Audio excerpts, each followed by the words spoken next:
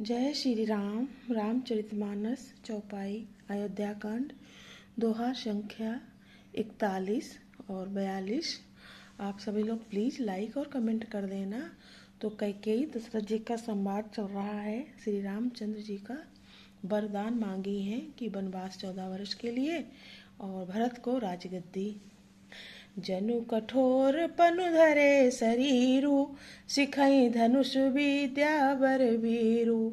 सब प्रसंग रघुपत ही सुनाई, बैठी मनहु तनु धरि निठुराई।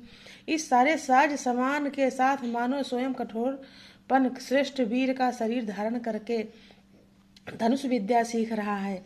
श्री रघुनाथ जी को इस हाल सुनाकर वो ऐसे बैठी है मानो निठुरता ही शरीर धारण किए हुए हो। मनु मुसुकाई भान कुल भानु, राम सहज आनंद निधानु। बोले बचन विगत सब दूषण, मृदु मंजुल जनु बाग विभूषण।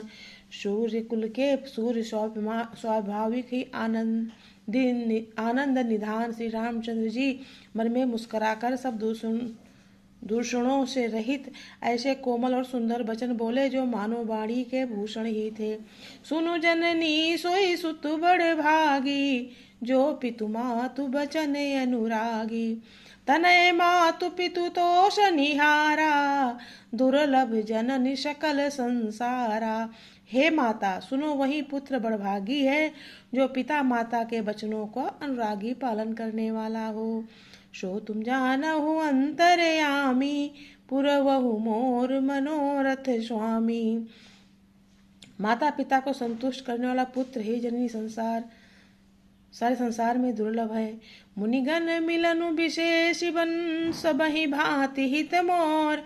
तेहि महापितु आय सुबहुरी, सम्मत जननी तोर। दोहा संख्या 41 अयोध्या कांड। वन में विशेष रूप से मुनियों का मिलाप होगा, जिसमें मेरा सभी प्रकार से कल्याण है। उसमें भी पिताजी की आज्ञा और जननी तुम्हारी सम्मति है। भरत प्राण प्रिय पावहि राजू, विधि सब विधि मोहि सन्मुख आजू। जो न जाऊं बन ऐसे काजा, प्रथम गनीय मोहि मूढ़ समाजा। और प्राण प्रिय भरत राज्य बनेंगे पावेंगे। इन सभी बातों को देखकर प्रतीत होता है कि आज विधाता सब प्रकार से मुझे सन्मुख है, मेरे अनुकूल हैं। यदि ऐसे काम के लिए भी मैं वन को न जाऊं तो मूर्खों के समाजों सबसे पहले मेरी गिनती करनी चाहिए। से वही अरडु कलप तरु त्यागी, परिहरि अमृत ले ही बिसु मांगी। तेउ न पाई अस समहु चुकाही, देखु बिचारी मातु मन माही। जो कल्प वृक्ष को छोड़कर रेड़ की सेवा करते हैं और अमृत त्याग कर विष मांग लेते हैं, हे माता तुम मन में विचार कर देखो, वे महामूर्ख भी ऐसा मौका पाकर कभी नहीं चूकेंगे। अम्ब एक दुख मोहि विषे की, निपट बिकल नर नायक देखी। थोरे ही बात पित ही दुख भारी, होती प्रतीति न मोहि महतारी।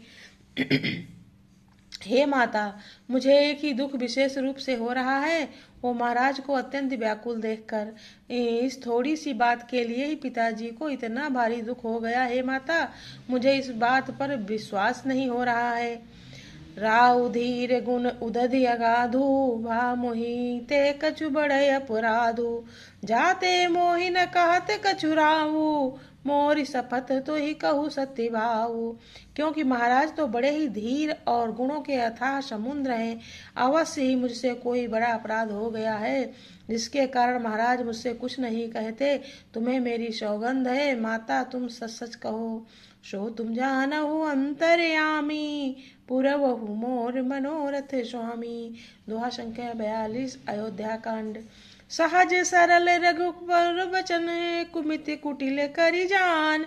चलई जोक जल बक्र गति, यद्यपि सलिल समान। रघुकुल में श्रेष्ठ श्री रामचंद्र जी के स्वभाव से ही सीधे वचनों को दुर्गति कैकेयी टेढ़ा ही करके जान रही है।